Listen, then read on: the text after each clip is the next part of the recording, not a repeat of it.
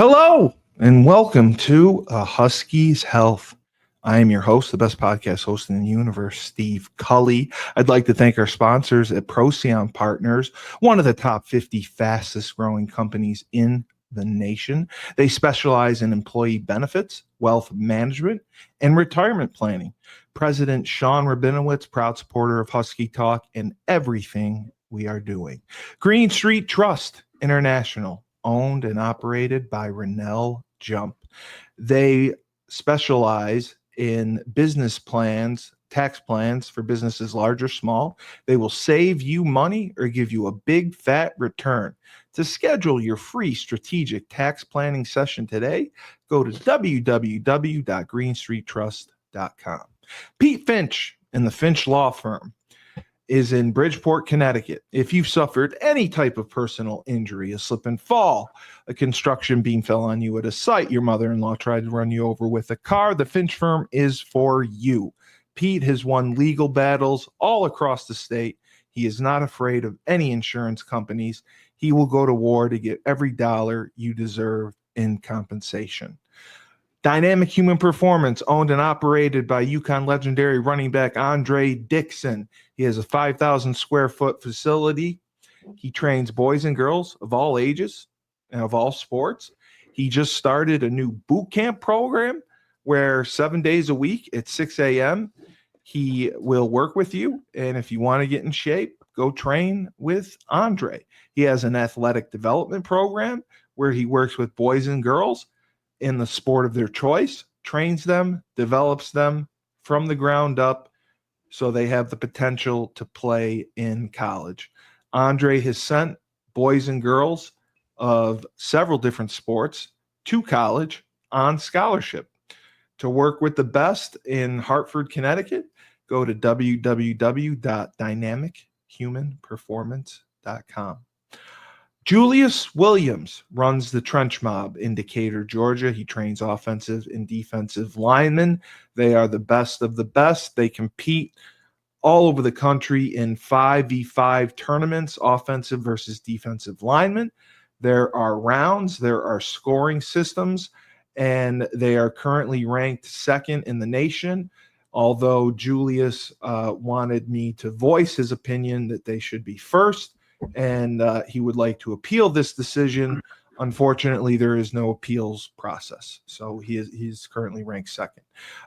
Julius has sent guys to Florida, Florida State, Miami, Clemson, Georgia, Tennessee, Alabama, the best of the best. He currently created a training program for anyone who wants to work with the Trench Mob but is not in Georgia. You can be anywhere in the country. Julius will walk you through the training program as far as lifting weights and also as far as drill work, and he will get you to be the best you can possibly be. You can join them for camps that they attend, and he will also help you with recruiting. Go to battleofthetrenches.com and don't miss the Trench Mob podcast, which is Friday nights at 7:30 p.m. For the man of the hour, Christopher Bellamy, UConn legendary running back, now a advocate for fathers and fathers' rights, and developed a workshop and curriculum for that. Chris is also a mental health advocate, and we are thrilled to see him as always. And he has the hit podcast, All Black Men Need Therapy. Chris. Thanks for having me, Cully, man. I just want to pause for a second and say, shout out to all our former teammates, man, doing great things in business. You know, I know they're obviously sponsors of the podcast, but I thought that was really cool, man. I mean, the fact that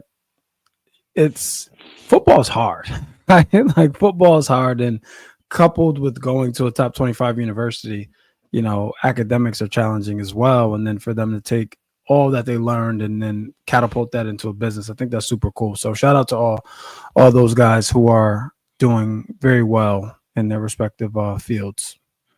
Yeah, it's really impressive to see the guys who had like an entrepreneurial spirit and built businesses from the ground up, and the guys that have worked hard to have success I did a show today with Razul and Ja, and everything that they're doing with the Husky Investment Group, with their commercial real estate, and with the House of Changes. It's amazing. They're also working with other nonprofits. Ned Von Young with the Fresh Laundry Company. I mean, his business portfolio is amazing. Tommy Collins just doing great. So, I mean, you're absolutely right. And I think it's a testament to the lessons that we were taught throughout our time at UConn that prepared us to succeed in life. Agreed. I had a shout out to Razul. I had a very spirited conversation with Razul. Did you? Because I told him to talk to you. Good. So he talked to you. Yeah, I don't know if it's about the same thing, but yes, we spoke. Okay. It was good. It was good. It was good. There was a lot was we understand each other now. Okay, good. It was good. Razul. No, he has a lot of ideas. I know he has a lot of ideas. Ja has a lot of ideas, and I know I met Jameson today. The guy that got the farm for the kids to work on. I think that's a great opportunity, and it was just I couldn't believe that they lost the funding for that, and now they have to go and try to get corporate sponsorships and raise money for it, because that is something that really could have made a difference and helped kids. He wanted to work with he's going to do it. I mean, it's going to be 6th graders through 9th graders. And, Razul even mentioned having men from the House of Changes who are able bodies there on the farm to do work. I just think that's a great opportunity. I think it was Razul or Ja who said they're trying to get job training seminars, partnering with them to help the guys in the house learn some different traits to help them in the workforce. So I mean, everything that they're doing is good. It's just the struggle for funding right now is I mean, it's a crazy time. It's a crazy time right now in general. I didn't know it was as bad as it was, where Jameson had said they were probably 2 months away from getting this grant, and it just got yanked out from under him. And it was just like a letter saying you're not getting the grant. Yeah. And now they're, they've been battling so many other nonprofits to try to get that money because all that federal funding is gone. Yep. And it's just, I had no idea it was to that extent that so many groups were being affected by it, and all the damage that it was doing. And it's just sad to see. It's sad to see, and I hope that I hope he's able to get the money to get this thing going, because he's got a great plan in place, and I think it'll make a difference. The majority of the comments that came in had to do with what is happening currently in LA. It is, I didn't know it was as bad as it was, where they're calling in, I knew the National Guard got called in. Then the Marines got called in. The mayor said it stemmed from an incident at Home Depot, which I didn't quite understand why ICE would be going into Home Depot to detain people. Take a wild guess, Cully. Why? It's Home Depot. They're not troublemakers. They're not bad people. It's not about that anymore, though. That's the thing, man. It's like there's a narrative. Excuse me. There's a narrative being pushed that they want all the bad people out, but now it's like they just they went to Home Depot because there's a lot of migrants out there looking for work. Right? That's what they said. Yeah. That's why they went there. And they're not in gangs. They're not bothering people. It's just when I read it as a country, like it's a little embarrassing, like how It's people, how other countries are like looking at us. Not, and don't get me wrong, like I still wouldn't want to live anywhere else, right? Let me just be very clear about that. But it's just like, man, we're supposed to be the superpower, and we're being looked at like this is a sitcom over here. It's crazy. It's crazy. Yeah. And it just escalated so fast. And it was over the weekend. And I didn't fully grasp the severity of it because the pictures and everything. Listen, here's what I know. I'm not there. You're not there. I don't know how bad it is, because depending on who you talk to, it's bad, and then it's not that bad, right? Like I don't know, and I also don't know what came first. Like I don't know if the rioting came after the peaceful protests, or if the peaceful protest was happening and then the rioting came because of the National Guard. Like I don't know. Like I'm not sitting here saying, "Oh, this is what happened." I have no idea. We don't know. Yeah. Right. What I do know is it's not being treated the same as other things that have happened in this country. That's what I know. Like it's being over policed. It's being over. They brought the Marines in. Like but again, man, this is what I'm saying. The Marines, really? I say this all the time, man. Like Jay-Z has a line: if everybody's crazy, then I'm insane.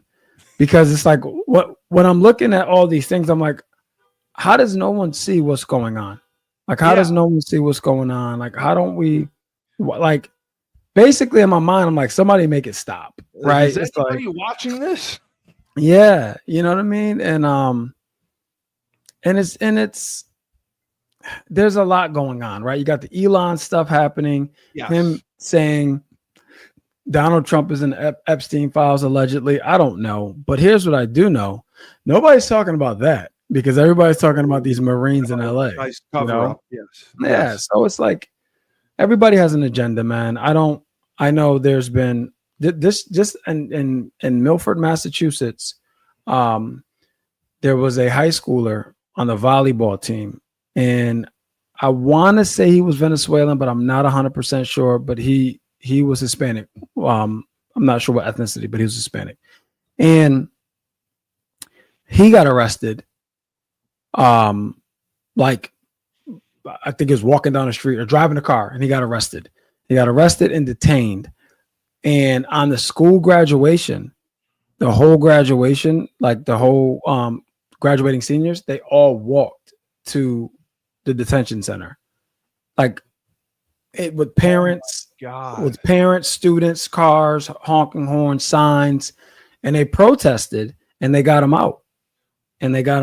So it's like, I don't know. Like it's like 17-year-old kid, Jesus. Yeah, and he's a volleyball player. Apparently, like really good grades.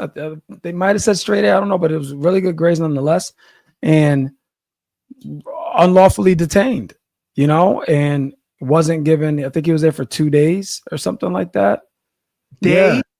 And then the Congress, because of the groundswell of support, Massachusetts too. the two people who represent the I forgot what board of government they're on, but nonetheless, they're representatives from Massachusetts. They went to the facility because under statute, a state representative does not have to give warning prior to entering a detention center. So they came. Well, one, they showed up in court for the kid. Two, they visited the facility that he was being held in. Like it's just crazy, man. It's just a crazy time. Did you see the lady, the congresswoman in California, try to visit the facility and get the door slammed in her face? I heard about it. I didn't see it. Yeah. And that was the most ridiculous thing I ever saw. She's like, I'm a state representative. Here's my badge. I want to see the facility. The guy's like, just fuck you. Close the door. Like, dude, that's the thing. It's like, I was like, that's a congresswoman. Like, I don't think you can do that. You can't. Like legally, they have right to go to inspect it. Here, this is what I'm saying. It's like when the laws are convenient, they enforce them. When they're not, they don't. Well, of course, right. And it's like I wonder how many pardons are going to be given out after this riot, right? I bet you none. None. But yeah, this started in January with the deportations and the largest deportation, whatever. Yeah. It's June. I mean, they got to be running out of people, so they're just taking whoever they can at this point. Like my thought process was they did what they did in January, February, and maybe got out who they needed to as far as gang members and criminals. It is month 6. It is June. Like who else could be left? Because the numbers that they're showing, I mean, hundreds upon hundreds, thousands upon thousands are gone. Like that's what was confusing to me, was like, yeah, I don't. It's an obvious agenda and it's targeted, and the mayor, the mayor didn't help the situation. I didn't think. I mean, she was very combative. I thought that she could have tried to de-escalate the situation. But I mean, I understand tempers are flaring and everyone's upset, and when it comes to ICE, there's no recourse, right? There's no legal recourse. Yep. You don't have a right to an attorney. I don't think you have a right to a hearing. Within a certain period. They do, but the challenge is it's not being enforced. This is what I'm saying. They're just sending people to different countries. Like, right. Did you hear about the guy who was born on a military base? He was born on a military base. He got evicted from his house. He's a janitor. He's a black guy. Got evicted from his house. Born on a military base to a father of Jamaican descent, but the father was in the U.S. military. And he got evicted from his house. He put his stuff on a lawn. Long story short, he got arrested for trespassing. Because of that, he came up on the list, and they was like, "We're deporting you." He was like, "No," but his case was a Supreme Court case. He said, "Google," like years ago. He said, "Google my name." This law was passed because of my name or because of my case. He's like, "I'm good." They sent him to Jamaica. He had never been to Jamaica in his life. He was born in the United States. Born in the United States on a military base, or born, I think, in Germany. Born in Germany on a U.S. military base. Which is considered being born in America. Yeah, exactly. In a military hospital, and they deported him. But this is what I'm saying. It's like, that's scary. There's like, laws are put in place for a reason, right? Whether we agree with them or not. They're put in place for a reason. They're there for order. They're there for guardrails, decorum, whatever you want to call it. But I get that. It's like, but they're not being enforced. Like, they're not being enforced. They're just doing whatever. No. And it's like, once you send somebody to another country, it's like, then what? Like, how are you going to fight it? Like, they have nothing. They've never been there. They don't know anyone there. And even if they've been there, right? Even if they're from there and they get sent back there, they have nothing. By law, they're entitled due process. But if they're already in their native country, there's no more due process. No. You know what I'm saying? Like, they're sending people on planes within 48 hours of being arrested. Yeah. It's crazy. It's crazy. Well, send me to Mars. I mean, that's what I was thinking. It just blew my mind. Do you think that in time it's going to settle down and eventually de-escalate? Here's what I think. I think everything will eventually right-side itself. But the question will be at what cost? Like, how much would have been lost by that time? A lot. You know what I'm saying? Like, I don't believe that it'll be like this forever. I do believe that some things that were changed, unfortunately, won't go back to how they were. I don't think that. I think things they'll balance out, right? They'll balance out. It's scary times, man. It's scary times. It's like, it's not like the country's thriving, but we have an immigration issue. You know what I'm saying? Like, everything is upside down right now. Like, dude, The vertical I support for my full-time job is the consumer industrial product space. So that's all your retailers, right? All your big box stores, all that. No one's flourishing right now. Nobody Right? is. No. No one's flourishing. There's layoffs happening after layoff. Like we had a great meeting about a month ago, and I followed up one of my salespeople. I'm like, hey, well, where we at with this? And did you hear anything back? And he's like, well, yeah, they just went through layoffs. So he's like, we're kind of waiting. I'm like, I didn't even know that was happening. So it's so many companies, man, that I've spoken to. They've gone through layoffs because these tariffs are killing people. Yeah, the tariffs did not work as they were planned to. He thought the tariffs was going to change everything and make people do business with us and lower prices, and it's had the complete. They called their bluff. Effect. They called their bluff. Yep. They said, "Yeah, sure, okay." Yeah, exactly. Go ahead, watch what happens. Yeah, and it's just decimated the economy. It's decimated inflation, the cost of living, the property costs. I was talking with Laban about the housing market, and it was something similar where he had sold 2 houses in a week for the first time in months, and then it completely went cold for like the next 3 weeks.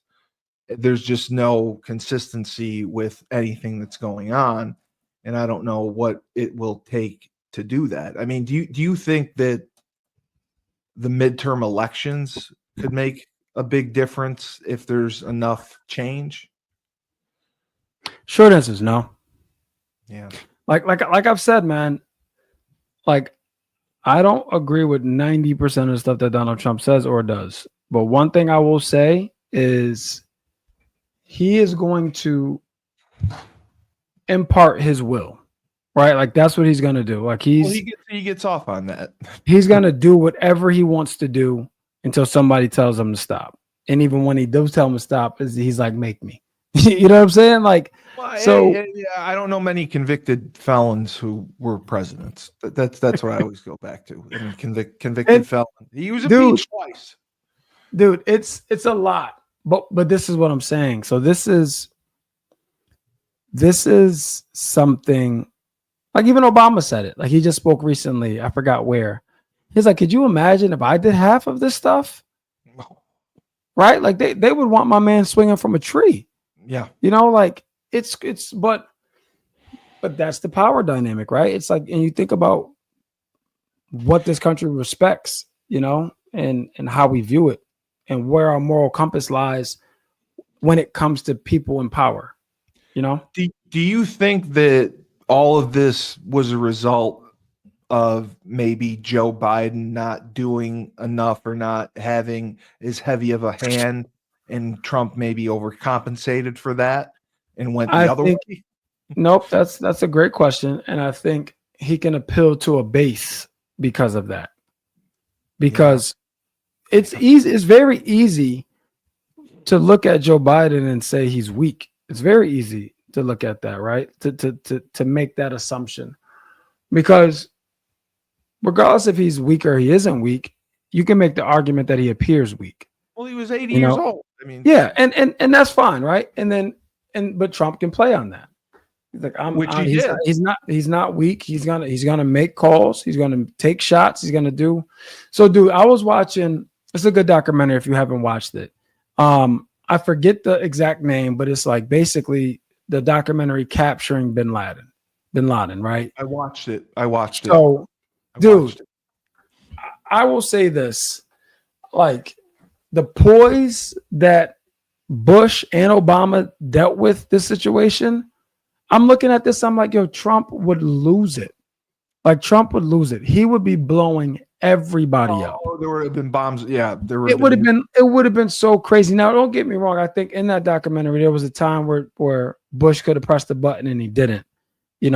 But I'm just like watching either way, whether I agreed with how Bush handled it or not. I think it was handled very maturely. I think Bush wanted the correct information, and he just didn't trust it. I think Obama was just like, "Fuck it, it's been 10 years. It's been too long. Yeah, he's got to go." Exactly. So he pushed some buttons. You know what I'm saying? Yes. But yes, But again, it was strategic. He had Yeah. he had people around him that he trusted, and Yeah. that that weren't yes people. At least it didn't appear that way, based on the documentary. And I'm just watching this. I'm like, dude, And the plan didn't go as planned. I right, remember the right, helicopter yeah, the landed in the wrong helicopter, spot. exactly. And but I And tell they you what, trained man, for it. it gave me immense pride listening to SEAL Team 6 talk Yes. about. They were like, "This is our last mission," and we know that. They were fully expected it. They're like, "We're not coming back from this," Fully expected it. Yes.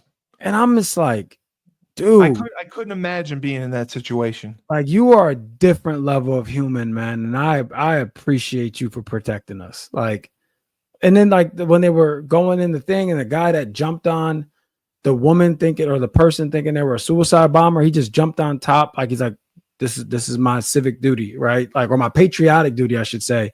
And I'm just gonna blow my. Now, fortunately, she didn't, but I'm like the thought process, knowing like I'm about to jump on a bomb to save my comrade so we can complete this mission. Oh, and by the way, my comrade's not coming back either, most likely. But this is what it calls for. I'm like, wow. That was just no, it was. I was blown away by it as well. I was blown away by at first when it started off, when the towers went down and they showed George Bush reading the book about the ducks. And I have no idea how he kept the look on his face and didn't show it. Like, I could not imagine doing that. You're reading to nursery school kids. My old boss used to call it executive poise. He's like, have some executive poise. And that was exhibited in both presidencies. Yes. Bush and Obama. There was executive poise. There's not executive poise currently in this administration. No, there's chaos. Yeah. There's chaos. Yeah. There's chaos and there's agendas. The last thing I wanted to ask you, because I just fully don't understand it. The Department of Education, as you know, I'm a big WWE fan, and Linda McMahon happens to run the Department of Education, and it's being dismantled. Why and what exactly does that mean? So it's easy to be confused because there's a lot of conflicting stories. It's like McMahon is saying they want to put the education back in the hands of the educators, so on and so forth, right, in the states. But it's already there. So it's like, what are we talking about? It's a ruse, man. It's like the sleight of hand. Well, it's like Roe versus Wade, right? Because they said the same thing. They wanted to put the power back with the states. Yeah, but what's happening is, so one of the primary, this is crazy, right? Like one of the primary functions of the Department of Education is basically making sure that every student can be educated regardless of socioeconomic status, whatever, right? So it's a civil rights play, right? And the crazy thing is, man, all of this stuff was created by Reagan, right? Like Reagan created affirmative action, all these things, right? So all these things were put into place, and now they asked her the question. They said, is teaching the Holocaust about the Holocaust, is that DEI teaching? And she said no. She said no. I did hear that. Right. But if we're teaching about slavery, it has to be incorporated with other things. And it's just like, it's hypocritical. What are we talking about? Like, this is what I'm saying. This is why, and I'll be honest, Cully, like for my own mental health, dude, I don't go deep. Like I was at a fundraiser yesterday, right? Nonprofit I volunteer at. Shout out to the Possible Zone in Jamaica Plain, Boston. So I was there with the founder, and super wealthy guy, super down to earth, just really, really good person. And we were just talking, and he's just like, white guy, and he's just like, I can't watch what's going on. He's like, I can't watch. He's like, I'm in a family group chat and there's all these political, all this like comments back and forth. He's like, what am I going to add to this? He's like, I can't add to this. He's like, so I don't even bother. It's just personal attacks half the time. But dude, it's so much stuff, man. And it's like, it's so divisive, it's so divisive. And we're not, like I said, as a country, we're not winning right now. We're not winning. Again, I wouldn't rather be anywhere else. But it's a crazy time, dude. Like companies, it's like everybody's waiting with bated breath for like the other shoe to drop. Yeah. Like we don't know what's gonna happen. So it's a big beautiful bill or whatever that is. Yeah. And it's like, and then you got Elon and Trump going at it, dude. I'm just like, which I knew was only a matter of time. The conservative people that I talked to said that it was all planned, and it's like a ruse. Like they planned it all along, and they were going to work together, and then they were going to break up. I don't believe that for a second, because neither one of them is emotionally controlled enough to be able to do that. It's like, who does that help? Right? If that was a plan, who does that help? Right? Like, who does that help? Like, it's like, I don't want to hear it was a plan, because that's not a plan, actually. Yeah, right? Like, yeah. No, I didn't think so either. It's. I mean, again, man. I just thought it was childish. It is, man. But it's like they got monopoly money, dude. They can just do whatever they want and play these games. You know what I mean? But there's real consequences. There's real people's lives at stake. So if the Department of Education, folds, does another governmental organization come in its place, or are you saying that it's essentially run state by state as it has been? I have no idea, Cully. Like I have no idea. Like I think to your point or your question earlier, the midterms will. Here's what I can tell you. Like there's people that have changed their views, right, since the year started. Because that's the other thing too, dude. We're only in month 6. That's what I said. Yeah. It's like this can't continue. Like it can't, not at this pace. Like the whole country will suffer. Yeah, 100%. It's like Firefest. Yeah, it's just like it's a free for all. Yeah, that's what I wanted to ask. I just the LA thing I didn't understand because of the Home Depot. That blew my mind. And then the Department of Education, I didn't even know that was possible to just get rid of it.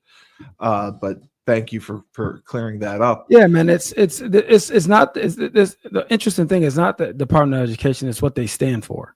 Okay. So that's what they want to get rid of. It's like it could be any entity, but it's like it's a civil rights organization, right? Like that's why the Department of Education exists. So they want that in education. Okay. You know what I'm saying? So like that's what they want out. It's not the structure. It's the construct. You know what I'm saying? That's absurd. That's absolutely absurd. Unreal. Just sad to see the state of affairs. Well, thank you for jumping on and explaining this to me. I know you have to talk to me like I'm a 3-year-old sometimes, so I appreciate it. I feel like I'm a 3-year-old seeing all the shit that's going on, because it's us like, where are their parents? Is what I want to say. Where are their parents? Why is nobody watching them? I know. It's just bad. But thank you for coming on and being with us. I just have to say a shout out to Fresh, Ned Von Young himself, Fresh Fold Laundry Company, just outside of Chapel Hill, North Carolina. High-end laundry service. You book online, you drop your laundry off, wash, dry, fold it for you, land speed record. You pick it up. They have an online subscription model, weekly or bi-weekly. They have deals for college students. Go to their website, freshfold-laundry.com, and you can see all the services that they have to offer. And for Christopher Bellamy, a mental health advocate, a father's rights advocate, and the host of all Black Men Need Therapy, the HIP podcast. Thank you for being with us. I'm Steve Cully, the best podcast host in the universe. Remember, when life gives you lemons, don't make lemonade. Take 2 oranges and I guess throw them back